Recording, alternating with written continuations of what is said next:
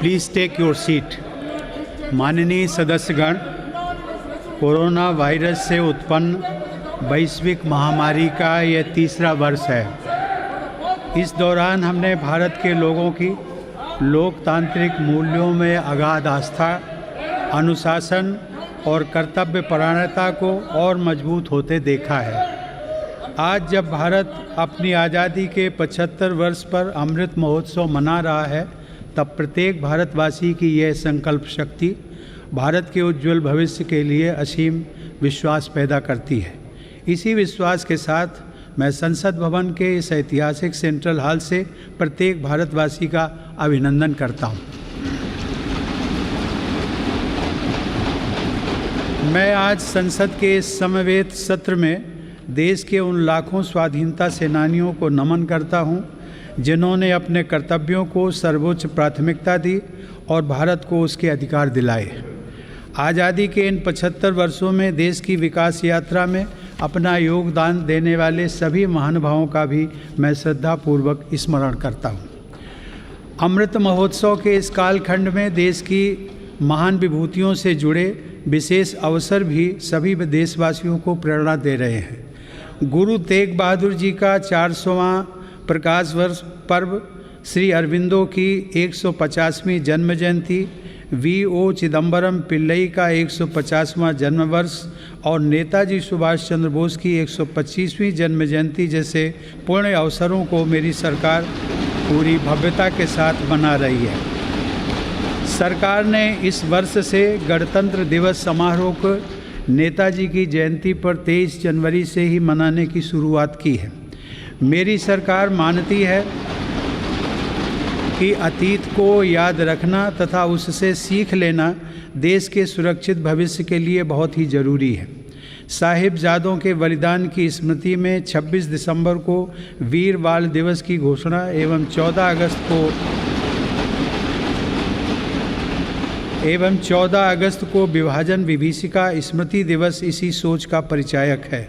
सरकार ने भगवान बिरसा मुंडा को श्रद्धांजलि स्वरूप उनके जन्म दिवस 15 नवंबर को जनजातीय गौरव दिवस के रूप में मनाने का भी निर्णय लिया।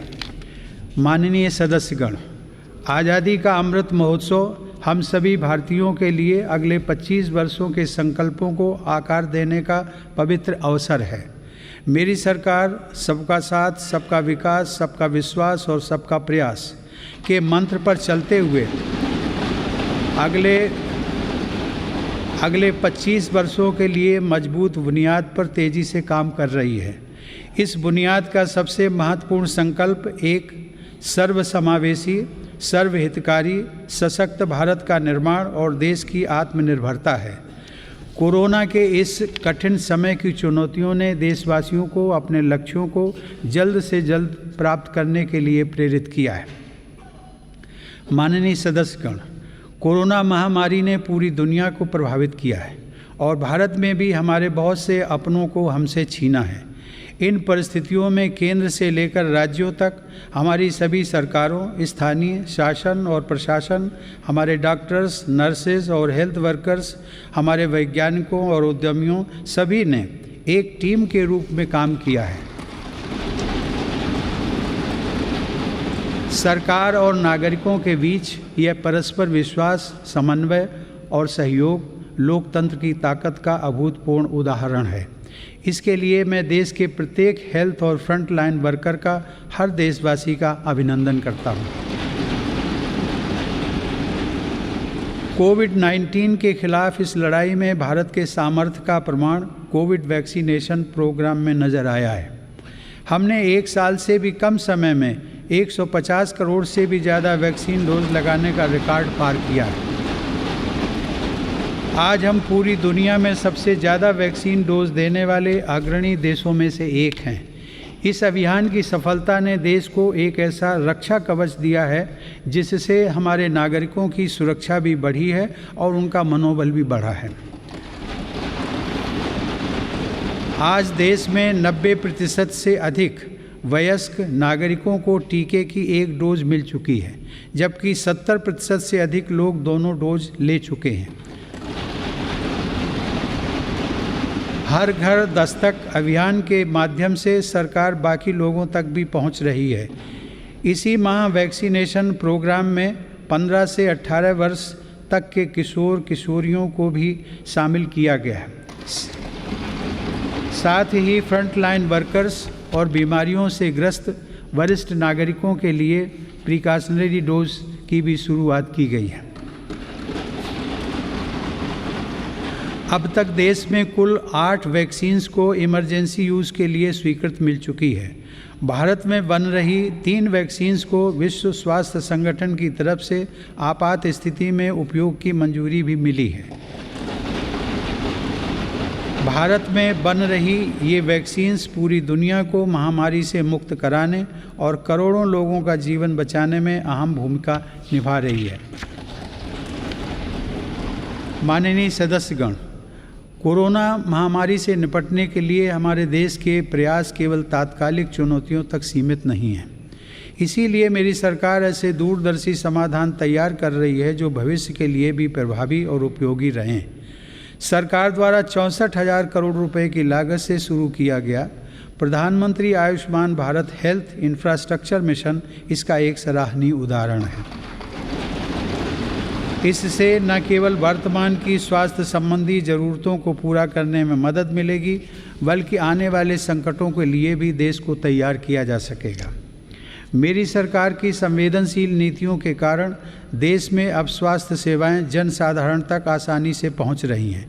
80,000 से अधिक हेल्थ एंड वेलनेस सेंटर्स और करोड़ों की संख्या में जारी आयुष्मान भारत कार्ड से गरीबों को इलाज में बहुत मदद मिली है। सरकार ने 8,000 से अधिक जन औषधि केंद्रों के माध्यम से कम कीमत पर दवाइयाँ उपलब्ध कराकर इलाज पर होने वाले खर्च को कम किया है। सुलभ और सुगम स्वास्थ्य सेवाओं के लिए उठाया गया आयुष्मान भारत डिजिटल मिशन भी एक बड़ा कदम है। माननीय सदस्यगण, कोरोना काल में भारतीय फार्मा सेक्टर ने भी अपनी श्रेष्ठता को साबित किया है। वर्तमान समय में भारतीय फार्मा कंपनियों के उत्पाद 180 से ज़्यादा देशों में पहुंच रहे हैं। लेकिन इस क्षेत्र में भारत के लिए संभावनाएं कहीं अधिक व्यापक हैं। फार्मा इंडस्ट्री के लिए मेरी सरकार द्वारा घोषित PLI स्कीम से इन संभावनाओं को विस्तार मिलेगा और रिसर्च को भी गति मिलेगी। सरकार द्वारा किए गए प्रयासों के परिणाम स्वरूप योग, आयुर्वेद एवं पारंपरिक चिकित्सा पद्धतियों की लोकप्रियता लगातार बढ़ रही है। वर्ष 2014 में देश से 6,600 करोड़ रुपए के आयुष उत्पादों का निर्यात होता था, जो आज बढ़कर 11,000 करोड़ रुपए से अधिक हो गया है। दुनिया के सबसे पहले WHO global centre of traditional medicine की स्थापना भी भारत में होने जा रही है। माननीय सदस्यगण, हमारे संविधान के मुख्य शिल्पी बाबा साहब डॉक्टर भीमराव अंबेडकर ने कहा था कि मेरा आदर्श एक ऐसा समाज होगा जो स्वाधीनता, समानता और भाईचारे पर आधारित हो। प्रजातंत्र सरकार का एक स्वरूप मात्र नहीं है। प्रजातंत्र का मूल है अपने साथियों के प्रति आदर और सम्मान की भावना। बाबा साहब के इन आदर्शों को मेरी सरकार अपने लिए ध्येय वाक्य मानती है। मेरी सरकार की आस्था अंत्योदय के मूल मंत्र में है, जिसमें सामाजिक न्याय भी हो, समानता भी हो, सम्मान भी हो और समान अवसर भी हो। इसीलिए आज सरकार की नीतियों में गांव, गरीब, पिछड़े, अनुसूचित जाति एवं जनजातियों को सर्वोच्च प्राथमिकता दी जा रही है।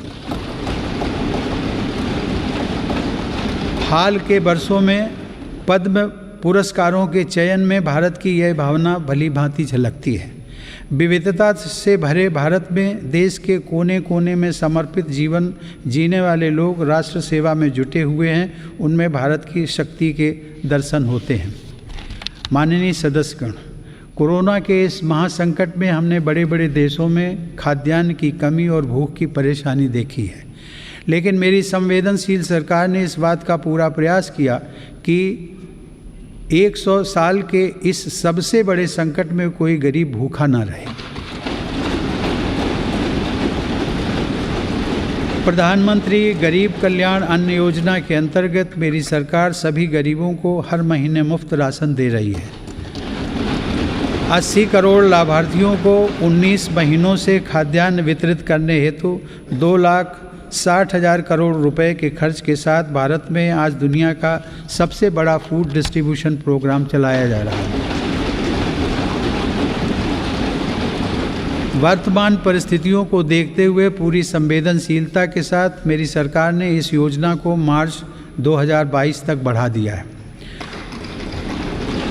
कोरोना काल में गरीब के स्वाभिमान और उसके रोजगार की रक्षा करने के लिए सरकार प्रधानमंत्री स्वनिधि योजना भी चला रही है। यह योजना हमारे रेहड़ी पटरी वाले भाइयों बहनों के लिए बहुत सहायक सिद्ध हो रही है।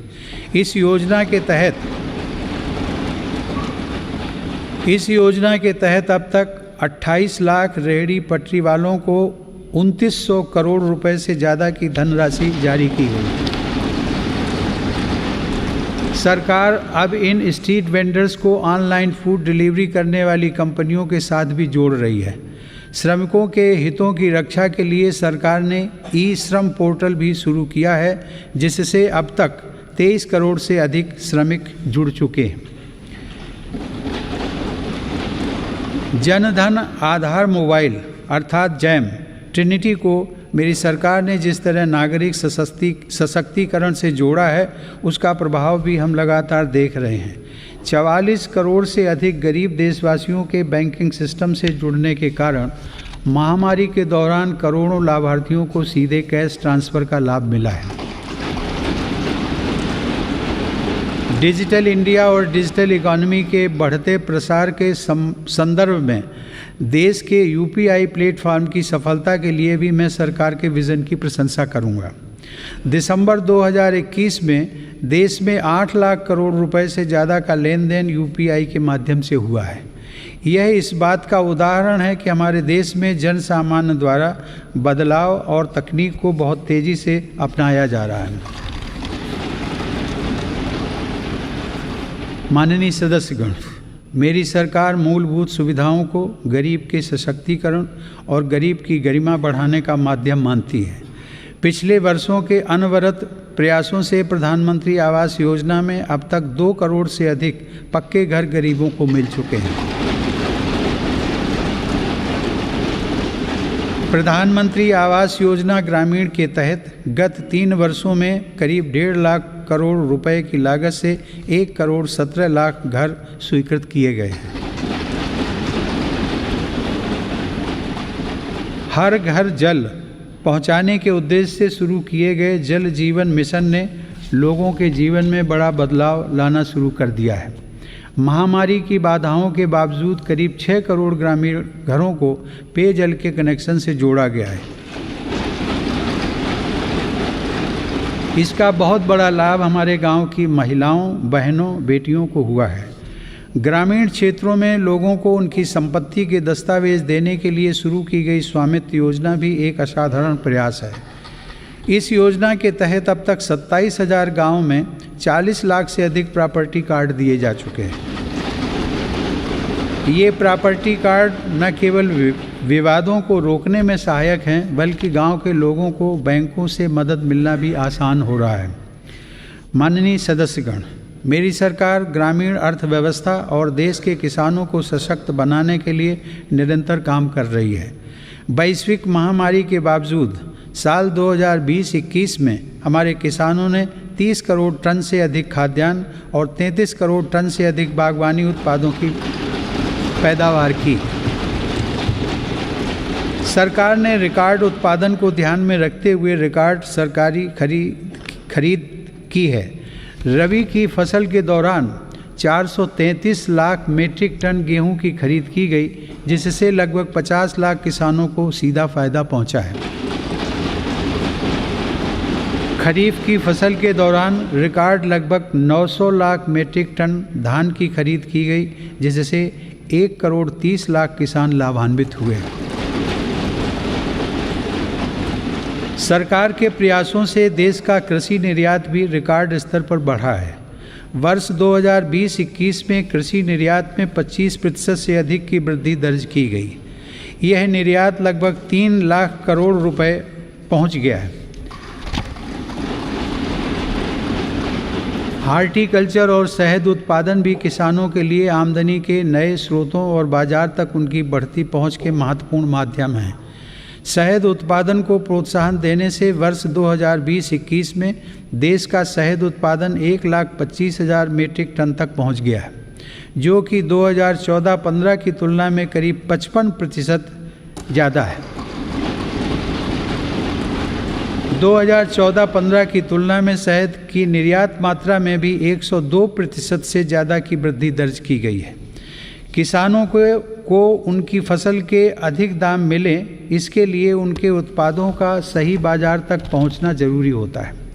इस दिशा में सरकार ने किसान रेल सेवा शुरू करते हुए किसानों के लिए खुशहाली के नए रास्ते खोलने का काम किया है।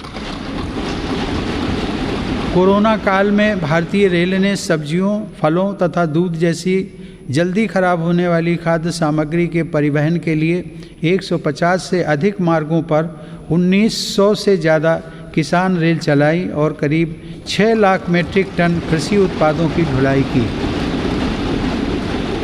यह इस बात का उदाहरण है कि अगर सोच नई हो तो पुराने संसाधनों से भी नए रास्ते बनाए जा सकते हैं।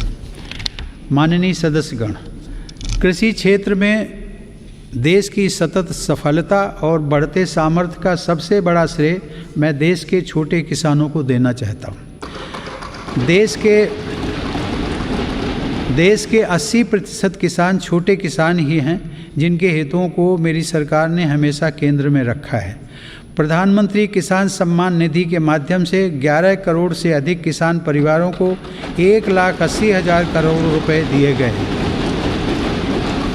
इस निवेश से कृषि क्षेत्र में आज बड़े बदलाव दिखाई दे रहे हैं। फसल बीमा योजना में नए बदलावों का लाभ भी देश के छोटे किसानों को हुआ है। इन बदलावों के बाद से अब तक 8 करोड़ से अधिक किसानों को मुआवजा के तौर पर 1 लाख करोड़ रुपए से ज़्यादा की राशि दी जा चुकी है। खेतों के नज़दीक जरूरी इंफ्रास्ट्रक्चर को विकसित करने के लिए भी मेरी सरकार अभूतपूर्व स्तर पर निवेश कर रही है। 1 लाख करोड़ रुपए के कृषि इंफ्रास्ट्रक्चर फंड के अंतर्गत हजारों परियोजनाओं को मंजूरी दी गई है। मेरी सरकार ने खाद्य तेल में आत्मनिर्भरता को ध्यान में रखते हुए 11,000 करोड़ रुपए की लागत से national mission on edible oils oil palm की शुरुआत भी की है। सरकार ऑर्गेनिक खेती, प्राकृतिक खेती और क्रॉप डाइवर्सिफिकेशन जैसे विशेष प्रयास भी कर रही है। यह आप सभी की जानकारी में है कि संयुक्त राष्ट्र ने वर्ष 2023 को इंटरनेशनल ईयर ऑफ मिलेट्स के रूप में घोषित किया है। मेरी सरकार इंटरनेशनल ईयर ऑफ मिलेट्स को देश के किसानों, self help groups, FPOs, food industry और जन सामान्य के साथ मिलकर व्यापक स्तर पर मनाएगी। मेरी सरकार वर्षा जल संरक्षण के लिए भी गंभीरता से काम कर रही है। देश में रेन वाटर हार्वेस्टिंग इंफ्रास्ट्रक्चर के निर्माण और पारंपरिक जल स्रोतों के जीर्णोद्धार के लिए विशेष अभियान चलाए जा रहे हैं। प्रधानमंत्री कृषि सिंचाई योजना के तहत विभिन्न परियोजनाओं और अटल भू जल योजना की मदद से देश में 64 लाख हेक्टेयर सिंचाई क्षमता विकसित की गई है। नदियों को आपस में जोड़ने की योजनाओं पर भी सरकार ने काम आगे बढ़ाया है। हाल ही में 45,000 करोड़ रुपए की लागत से पूरी होने वाली केन बेतवा लिंक परियोजना को भी स्वीकृति दी गई है। यह परियोजना बुंदेलखंड में पानी की चुनौतियों को समाप्त करने में सहायक होगी। माननीय सदस्यगण, ग्रामीण अर्थव्यवस्था को गति देने में महिलाओं की भूमिका अधिक विस्तृत होती जा रही है। 2021-22 में 28 लाख सेल्फ हेल्प ग्रुप्स को बैंकों की तरफ से 65,000 करोड़ रुपए की मदद दी गई है। यह राशि 2014-15 की तुलना में 4 गुना अधिक है। सरकार ने हजारों महिला सेल्फ हेल्प ग्रुप्स के सदस्यों को ट्रेनिंग देकर उन्हें बैंकिंग सखी के रूप में भागीदार भी बनाया है। ये महिलाएं ग्रामीण क्षेत्रों में बैंकिंग सेवाओं को घर घर तक पहुंचाने का माध्यम बन रही हैं। महिला सशक्तिकरण मेरी सरकार की उच्च प्राथमिकताओं में से एक है। उज्ज्वला योजना की सफलता के हम सभी साक्षी हैं। मुद्रा योजना के माध्यम से हमारे देश की माताओं बहनों की उद्यमिता और कौशल को बढ़ावा मिला है। बेटी बचाओ बेटी पढ़ाओ पहल से अनेक सकारात्मक परिणाम सामने आए हैं और स्कूलों में प्रवेश लेने वाली बेटियों की संख्या में उत्साहजनक वृद्धि हुई है। बेटे बेटी को समानता का दर्जा देते हुए मेरी सरकार ने महिलाओं के विवाह के लिए न्यूनतम आय को 18 वर्ष से बढ़ाकर पुरुषों के समान 21 वर्ष करने का विधेयक भी संसद में प्रस्तुत किया है। सरकार ने 3 तलाक को कानूनन अपराध घोषित कर समाज को इस कुप्रथा से मुक्त करने की शुरुआत की है। मुस्लिम महिलाओं पर केवल मेहरम के साथ ही हज यात्रा करने जैसे प्रतिबंधों को भी हटाया गया है। वर्ष 2014 से पूर्व अल्पसंख्यक वर्ग के लगभग 3 करोड़ विद्यार्थियों को छात्रवृत्तियां दी गई थी, जबकि मेरी सरकार ने वर्ष 2014 से अब तक ऐसे 4.5 करोड़ से अधिक विद्यार्थियों को छात्रवृत्तियां प्रदान की। इससे मुस्लिम बालिकाओं के स्कूल छोड़ने की दर में महत्वपूर्ण कमी दर्ज की गई है तथा उनके प्रवेश में वृद्धि देखी गई है। देश की बेटियों में सीखने की क्षमता को बढ़ावा देने के लिए राष्ट्रीय शिक्षा नीति में जेंडर इंक्लूजन फंड का भी प्रावधान किया गया है। यह हर्ष की बात है कि मौजूदा सभी 33 सैनिक स्कूलों ने बालिकाओं को प्रवेश देना शुरू कर दिया है। सरकार ने राष्ट्रीय रक्षा अकादमी में भी महिला कैडेट्स के प्रवेश को मंजूरी दी है। महिला कैडेट्स का पहला बैच एनडीए में जून 2022 में प्रवेश करेगा।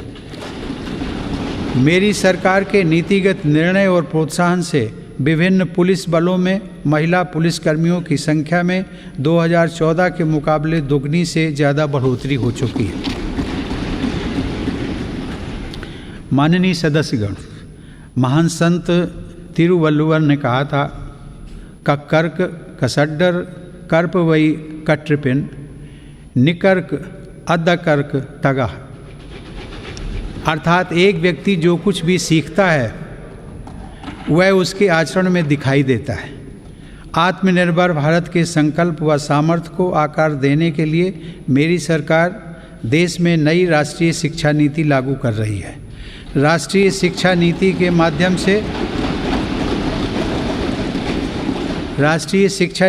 माध्यम से स्थानीय भाषाओं को भी प्रोत्साहित किया जा रहा है। स्नातक पाठ्यक्रमों की महत्वपूर्ण प्रवेश परीक्षाएं भारतीय भाषाओं में भी संचालित करने पर जोर दिया जा रहा है। इस वर्ष 10 राज्यों के 19 इंजीनियरिंग कॉलेजों में 6 भारतीय भाषाओं में पढ़ाई शुरू हो रही है।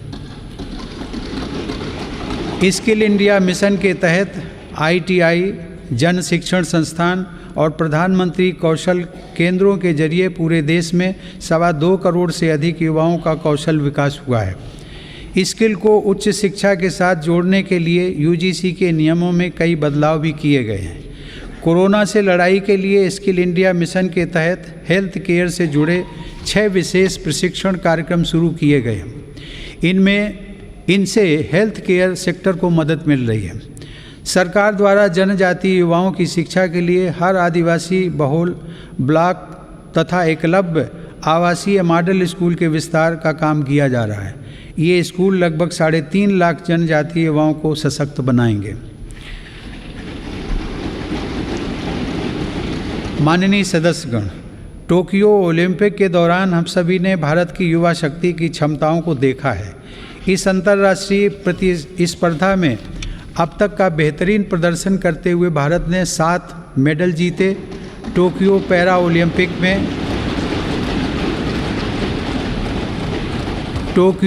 ओलंपिक में भी भारतीय पैरा एथलीटों ने 19 पदक जीतकर रिकॉर्ड कायम किया।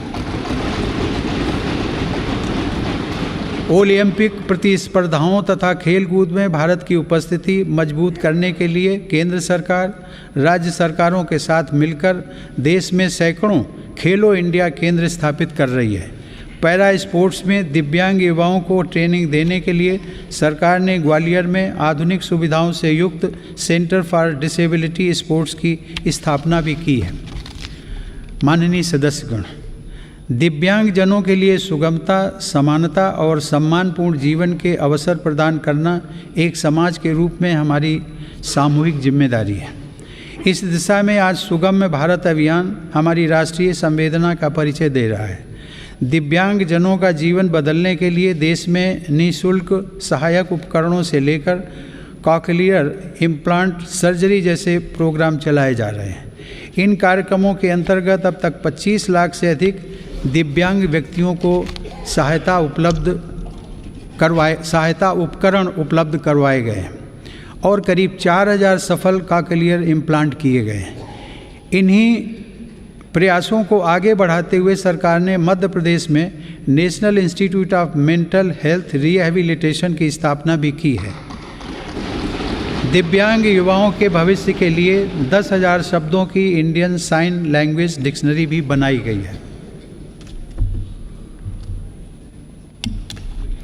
माननीय सदस्यगण, हमारा स्टार्टअप इकोसिस्टम हमारे युवाओं के नेतृत्व में तेजी से आकार ले रही अनंत नई संभावनाओं का उदाहरण है। वर्ष 2016 से हमारे देश में 56 अलग अलग सेक्टर्स में 60,000 नए स्टार्टअप्स बने हैं। इन स्टार्टअप्स के जरिए 6 लाख से अधिक रोजगारों का सृजन हुआ है। वर्ष 2021 में कोरोना काल में भारत में 40 से अधिक यूनिकॉर्न स्टार्टअप अस्तित्व में आए, जिनमें से प्रत्येक का मूल्य 7,400 करोड़ रुपए से अधिक आंका गया है। मेरी सरकार की नीतियों की वजह से आज भारत उन देशों में है जहां इंटरनेट की कीमत सबसे कम है तथा स्मार्टफोन की कीमत भी सबसे कम है। इसका बहुत बड़ा लाभ भारत की नौजवान पीढ़ी को मिल रहा है। भारत 5G मोबाइल कनेक्टिविटी पर भी तेज़ी से काम कर रहा है, जिससे अनेक नई संभावनाओं के द्वार खुलेंगे। सेमीकंडक्टर को लेकर भारत स्टार्टअप इकोसिस्टम को होगा। भारत के युवाओं को तेज़ी से बदलती टेक्नोलॉजी का लाभ मिले, इसके लिए भी सरकार ने अनेक नीतिगत निर्णय लिए हैं। कई नए सेक्टरों में प्रवेश के द्वार खोले। सरकार ने startups intellectual property protection program के माध्यम से पेटेंट और ट्रेडमार्क से जुड़ी प्रक्रियाओं को आसान बनाया है, उन्हें नई गति दी है। इसी का परिणाम है कि इस वित्त वर्ष में पेटेंट के लिए लगभग 6,000 और ट्रेडमार्क के लिए 20,000 से ज़्यादा आवेदन किए गए हैं। माननीय सदस्यगण, मेरी सरकार के निरंतर प्रयासों से भारत एक बार फिर विश्व की सर्वाधिक तेज़ी से विकसित हो रही अर्थव्यवस्थाओं में से एक बन गया है।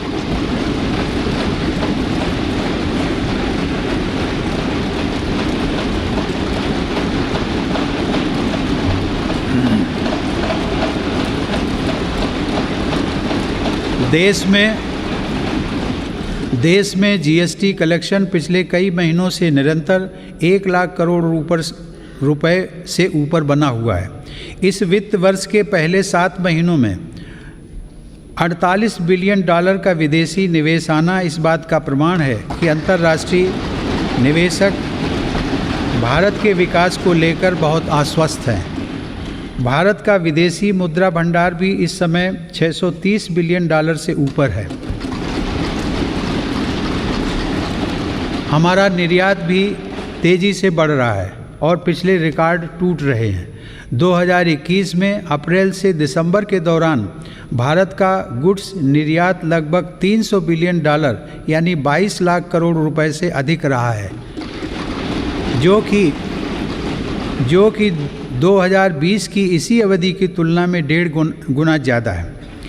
मेरी सरकार ने मैन्युफैक्चरिंग सेक्टर में मौजूद संभावनाओं को साकार करने और युवाओं को नए अवसर देने के लिए 1,97,000 करोड़ रुपए से ज़्यादा के निवेश से 14 महत्वपूर्ण PLI स्कीम्स शुरू की हैं। ये PLI स्कीम्स न केवल भारत को ग्लोबल मैन्युफैक्चरिंग हब के रूप में स्थापित करने में मदद करेंगी, बल्कि रोजगार के 60 लाख से अधिक अवसर भी उपलब्ध कराएंगे। देश में मोबाइल उत्पादन की सफलता मेक इन इंडिया का एक बड़ा उदाहरण है। आज भारत विश्व में दूसरा सबसे बड़ा मोबाइल फ़ोन निर्माता बनकर उभरा है। इससे भारत के लाखों युवाओं को रोजगार भी मिला है। हमारा देश इलेक्ट्रॉनिक और टेक्नोलॉजी हार्डवेयर के क्षेत्र में ग्लोबल लीडर बने, इसके लिए सरकार ने सिलिकॉन और compound semiconductor fabrication, display, FAB, chip design और इनसे जुड़े वेंचर्स के लिए हाल ही में 76,000 करोड़ रुपए का पैकेज भी घोषित किया है। मेरी सरकार नए क्षेत्रों के साथ साथ उन पारंपरिक क्षेत्रों में भी देश की स्थिति को पुनः मजबूत बना रही है जिनमें हमारे पास सैकड़ों वर्षों का अनुभव है। इसी दिशा में मेरी सरकार द्वारा वस्त्र उद्योग के विकास के लिए करीब 4,500 करोड़ रुपए के निवेश से 7 मेगा इंटीग्रेटेड टेक्सटाइल रीजन और अपैरल पार्क बनाए जा रहे हैं। इससे देश में इंटीग्रेटेड टेक्सटाइल वैल्यू चेन तैयार होगी। ये मेगा टेक्सटाइल पार्क्स भारतीय तथा विदेशी निवेशकों को भी आकर्षित करेंगे और रोजगार के लाखों नए अवसर पैदा करेंगे। माननीय सदस्यगण, भारत की समृद्धि में बड़े उद्योगों के साथ सूक्ष्म एवं लघु उद्योगों की भूमिका बहुत महत्वपूर्ण है। हमारे MSMEs हमारी अर्थव्यवस्था का मेरुदंड रहे हैं और आत्मनिर्भर भारत को गति प्रदान करते रहे हैं। कोरोना काल में MSMEs को संकट से बचाने और ज़रूरी क्रेडिट उपलब्ध कराने के लिए सरकार ने 3 लाख करोड़ रुपए के कोलेटरल फ्री लोन्स की व्यवस्था की। हाल के अध्ययनों से ये स्पष्ट हुआ है कि इस योजना की सहायता से 13.5 लाख MSME यूनिट्स को जीवन दान दिया गया और 1.5 करोड़ रोजगार भी सुरक्षित किए गए। जून 2021 में सरकार 3 लाख करोड़ रुपए की इस गारंटी को बढ़ाकर 4.5 लाख करोड़ रुपए कर चुकी है। MSME सेक्टर को विस्तार प्रदान करने तथा इस सेक्टर के लिए अवसर बढ़ाने हेतु कई नीतिगत फैसले भी लिए गए हैं। MSMEs की नई परिभाषा से छोटे उद्योगों को आगे बढ़ाने में मदद मिल रही है। सरकार ने थोक और खुदरा व्यापारियों व स्ट्रीट वेंडर्स को उद्यम पोर्टल पर रजिस्टर करने की अनुमति भी दी है ताकि उन्हें प्रायोरिटी सेक्टर लेंडिंग का लाभ मिल सके। मैं खादी की सफलता का भी विशेष उल्लेख करूंगा। आज़ादी की लड़ाई में बापू के नेतृत्व में देश की चेतना का प्रतीक रही खादी एक बार फिर छोटे उद्यमियों का संबल बन रही है। सरकार के प्रयासों से 2014 की तुलना में देश में खादी की बिक्री 3 गुना बढ़ी है।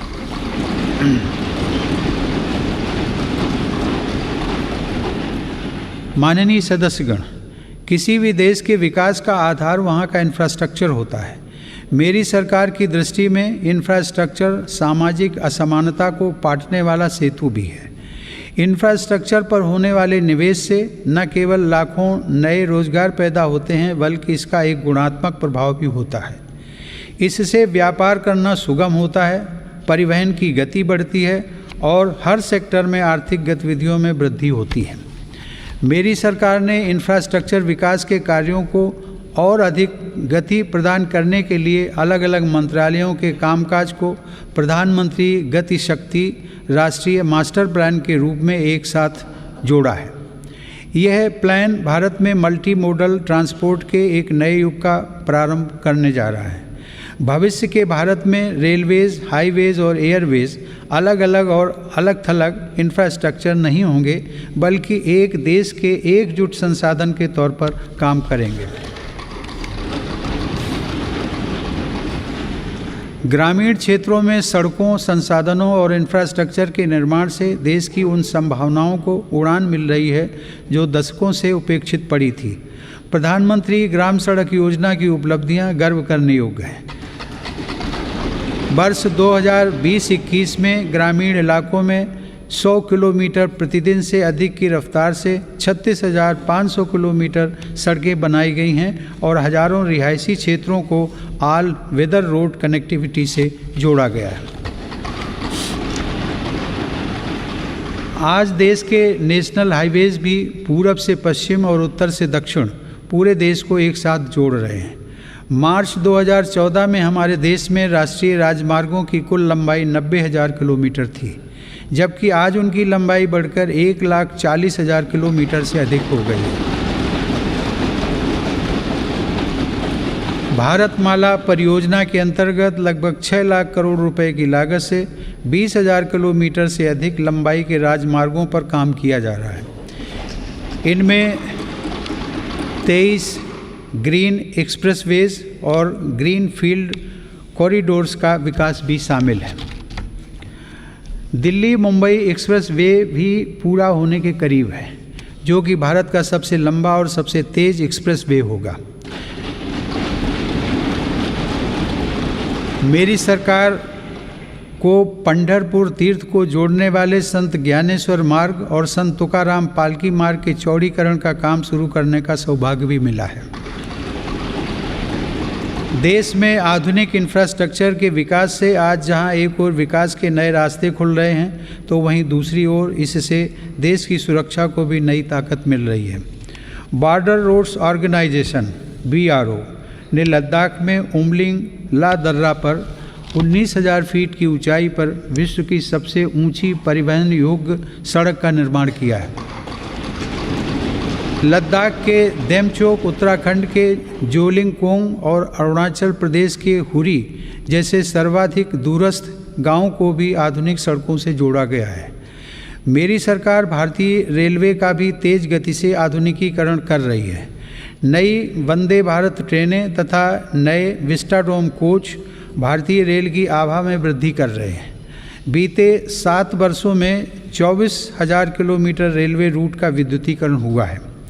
नई रेलवे लाइंस बिछाने और दोहरीकरण का काम भी तेज गति से जारी है। गुजरात में गांधीनगर रेलवे स्टेशन और मध्य प्रदेश में रानी कमलापति रेलवे स्टेशन आज आधुनिक भारत की नई तस्वीर के रूप में सामने आए हैं। कश्मीर में चिनाब नदी पर निर्मित हो रहा रेलवे आर्च ब्रिज आकर्षण का केंद्र बन रहा है। मेरी सरकार ने गरीब और मध्यम वर्ग का जीवन आसान बनाने के लिए पब्लिक ट्रांसपोर्ट की सुविधा बढ़ाने में भी असाधारण काम किया है। देश में 11 नई मेट्रो लाइंस पर सेवाएं शुरू की गई हैं, जिनका लाभ 8 राज्यों में लाखों लोगों को हर दिन मिल रहा है। भारत आज दुनिया के 4 सबसे बड़े ड्राइवरलेस ट्रेन नेटवर्क वाले देशों में भी शामिल हो गया है। हमने देश में इंडिजिनस ऑटोमेटिक ट्रेन सिस्टम भी विकसित किया है, जो कि मेक इन इंडिया की बढ़ती क्षमता का प्रतीक है। सरकार ने देश में 21 ग्रीन फील्ड एयरपोर्ट्स के निर्माण के लिए भी मंजूरी दी है। इनमें से देश का सबसे बड़ा एयरपोर्ट उत्तर प्रदेश के गौतम बुद्ध नगर जिले में बन रहा है।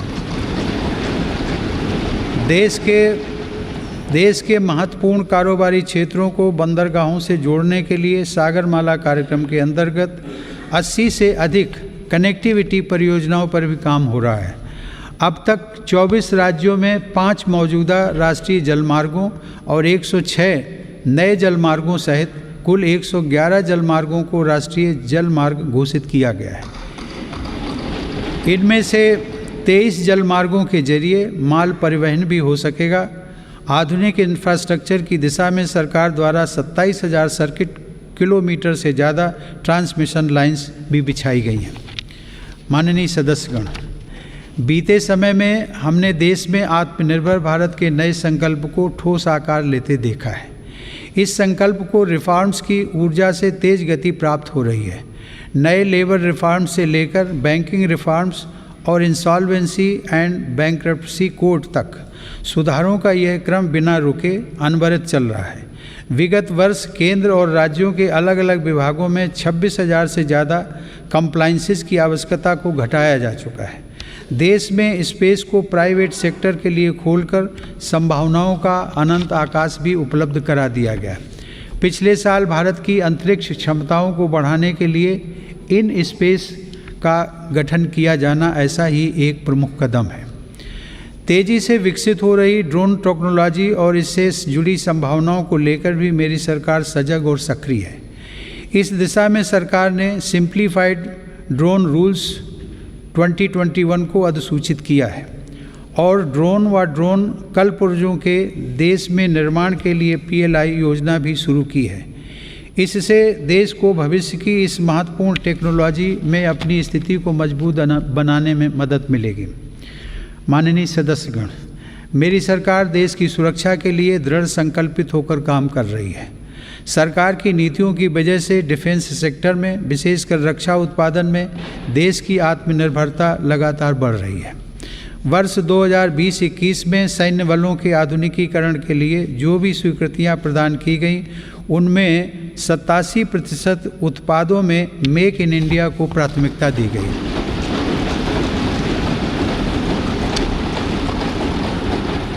इसी प्रकार 2020-21 में 98% उपकरणों से जुड़े अनुबंधों में मेक इन इंडिया को प्राथमिकता दी गई है। हमारी सेनाओं ने 209 ऐसे साजो सामान की सूची भी जारी की है जिन्हें अब विदेश से नहीं खरीदा जाएगा। रक्षा उपक्रमों द्वारा 2800 से ज़्यादा ऐसे उपकरणों की सूची जारी की जा चुकी है जिनका देश में ही निर्माण किया जाएगा। हिंदुस्तान एरोनॉटिक्स लिमिटेड के साथ 83 LCA तेजस फाइटर एयरक्राफ्ट के निर्माण हेतु अनुबंध किए गए हैं। सरकार ने ऑर्डिनेंस फैक्ट्रियों को 7 डिफेंस PSUs का रूप देने के लिए महत्वपूर्ण कदम उठाए हैं। इसके अलावा रक्षा क्षेत्र में प्राइवेट सेक्टर और स्टार्टअप्स को तेज़ी से बढ़ावा देने के लिए भी सरकार प्रतिबद्ध है। हमारा लक्ष्य है कि हमारी सेनाओं की ज़रूरत का सामान भारत में विकसित हो तथा भारत में ही निर्मित हो। माननीय सदस्यगण, तेज़ी से उभरते वैश्विक परिवेश में भारत ने अपने राजनयिक संबंधों को बेहतर बनाते हुए अपनी स्थिति को मजबूत किया है। अगस्त 2021 में भारत ने संयुक्त राष्ट्र सुरक्षा परिषद की अध्यक्षता की और इस दौरान कई अभूतपूर्व निर्णय लिए गए। भारत की अध्यक्षता में ही सुरक्षा परिषद ने पहली बार समुद्री सुरक्षा के विषय पर अपने एजेंडा आइटम के अंतर्गत समग्र रूप से विचार विमर्श किया। संयुक्त राष्ट्र सुरक्षा परिषद ने इस विषय पर पहली बार एक प्रेसिडेंशियल स्टेटमेंट को सर्वसम्मति से अडॉप्ट भी किया। हमने अपने पड़ोसी देश अफगानिस्तान में अस्थिरता और नाजुक हालात को भी देखा है। भारत ने इन परिस्थितियों में मानवता को सर्वोपरि रखते हुए ऑपरेशन देवी शक्ति को संचालित किया। हमने अनेक चुनौतियों के बावजूद हमारे कई नागरिकों और कई अफगान हिंदू सिख अल्पसंख्यकों को काबुल से सफलतापूर्वक एयरलिफ्ट किया। हम उन कठिन हालात के बीच से पवित्र गुरु ग्रंथ साहिब के 2 स्वरूपों को भी सुरक्षित भारत लेकर आए। मानवता की दृष्टि से भारत अफगानिस्तान में मेडिकल सप्लाई और अनाज पहुंचाने में भी मदद कर रहा है। माननीय सदस्यगण, वर्तमान समय में जलवायु परिवर्तन पूरे विश्व के सामने बड़ी चुनौती है।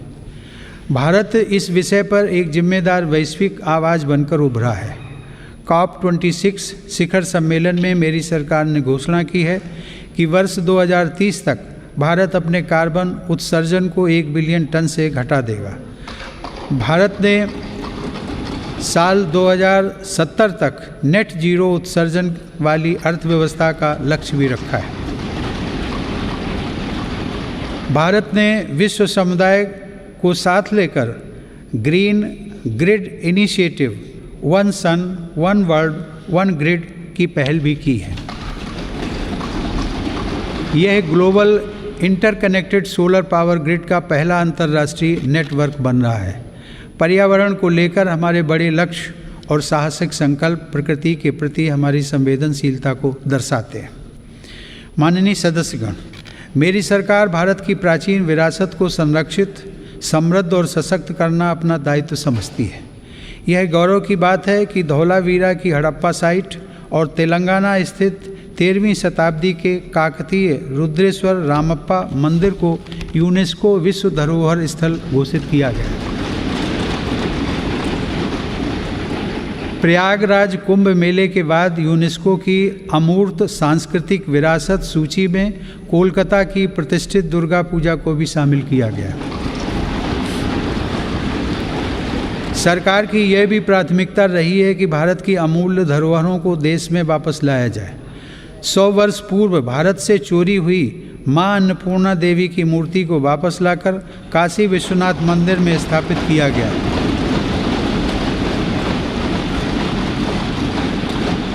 दुनिया के अलग अलग देशों से ऐसी ही कई ऐतिहासिक धरोहरें आज भारत में वापस लाई जा रही हैं। हम सब जानते हैं कि विरासत और पर्यटन का एक दूसरे से गहरा नाता है।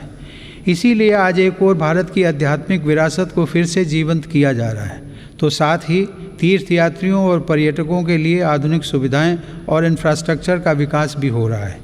मेरी सरकार की स्वदेश दर्शन एवं प्रसाद योजनाएं इसमें बड़ी भूमिका निभा रही हैं।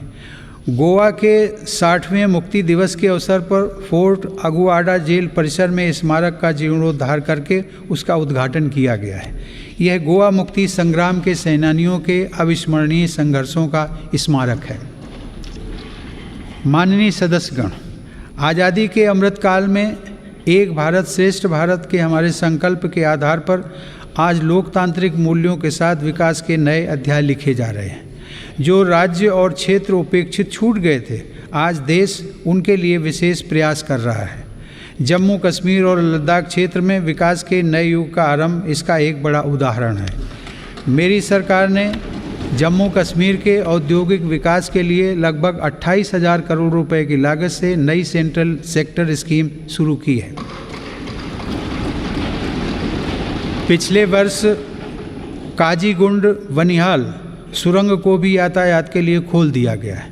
श्रीनगर से शारजाह तक की अंतर्राष्ट्रीय उड़ानें भी शुरू हो गई हैं। जम्मू कश्मीर के लोगों को शिक्षा, स्वास्थ्य और रोजगार के बेहतर अवसर प्रदान करने के लिए अनेक महत्वपूर्ण कदम उठाए गए हैं। इस समय वहां 7 मेडिकल कॉलेजों के अलावा 2 एम्स का कार्य प्रगति पर है, जिनमें से एक एम्स जम्मू में और एक कश्मीर में है।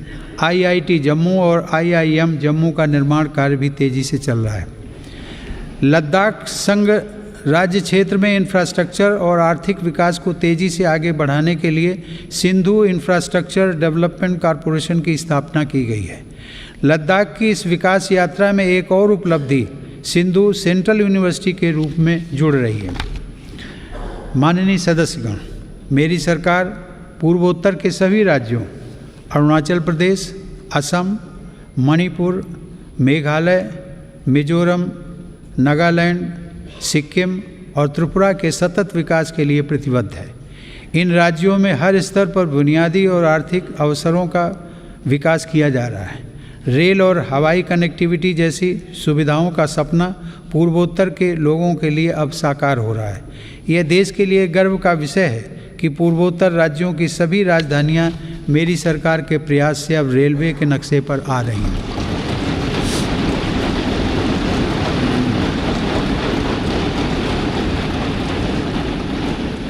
ईटानगर के होलोंगी में एक नए एयरपोर्ट की स्थापना की जा रही है। हाल ही में त्रिपुरा राज्य के महाराजा वीर विक्रम एयरपोर्ट में एक नया और आधुनिक टर्मिनल खोला गया है। पूर्वोत्तर का यह विकास भारत की विकास यात्रा का एक स्वर्णिम अध्याय सिद्ध होगा। कुछ दिन पहले ही 21 जनवरी को मेघालय, मणिपुर और त्रिपुरा की स्थापना के 50 साल पूरे हुए हैं। आज़ादी के 75 साल पूरे होने के साथ इन राज्यों की यात्रा भी हमें विकास के नए संकल्पों के लिए प्रेरित कर रही है। पूर्वोत्तर में शांति स्थापना के लिए मेरी सरकार के प्रयासों को ऐतिहासिक सफलता प्राप्त हुई है। अभी कुछ महीने पहले ही कार्बी आंगलोंग के दशकों पुराने विवाद को समाप्त करने के लिए केंद्र सरकार, असम की राज्य सरकार एवं कार्बी समूह के बीच समझौता हुआ है। इससे इस क्षेत्र में शांति और खुशहाली का एक नया अध्याय शुरू हुआ है। सरकार द्वारा किए गए प्रयासों से आज देश में नक्सल प्रभावित जिलों की संख्या भी 126 से घटकर 70 रह गई है। माननीय सदस्यगण, मेरी सरकार नागरिकों की ज़रूरतों के प्रति सरकारी विभागों को अधिक से अधिक जवाबदेह बनाने के लिए कृत संकल्प है। बकाया मामलों में निपटान हेतु तथा स्वच्छता के लिए भारत सरकार के प्रत्येक मंत्रालय में विशेष अभियान चलाया जा रहा है। मिशन कर्मयोगी के अंतर्गत सिविल सर्वेंट्स की क्षमता बढ़ाने के लिए सरकार ने कैपेसिटी बिल्डिंग कमीशन की स्थापना की है। मिशन कर्मयोगी सिविल सर्वेंट्स के कैरियर में भी सहायक होगा और राष्ट्र निर्माण की नई जिम्मेदारियों के लिए उन्हें तैयार भी करेगा। न्याय प्राप्ति को सरल और सुगम बनाने के लिए भी देश में कई महत्वपूर्ण कदम उठाए जा रहे हैं। टेली लॉ प्रोग्राम के माध्यम से मुकदमों से पहले सलाह देने के लिए एक प्लेटफॉर्म का गठन किया गया है। विवादों के निपटारे में गति लाने के लिए मेरी सरकार ने राज्यसभा में मध्यस्थता विधेयक 2021 पेश किया है।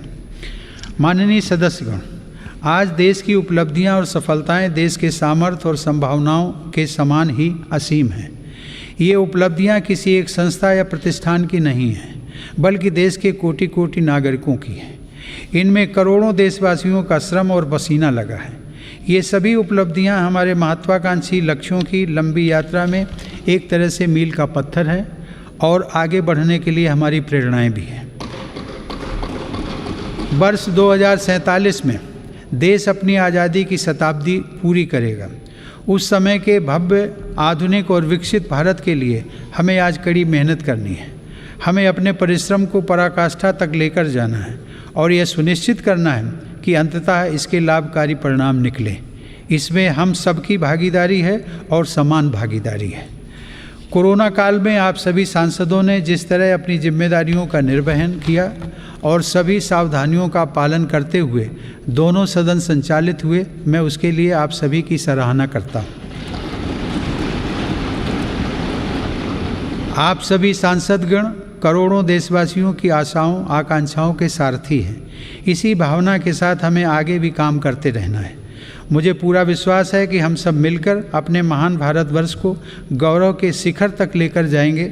इसी भावना के साथ आप सभी का एक बार फिर से अभिनंदन। आप सभी का बहुत बहुत धन्यवाद। जय हिंद।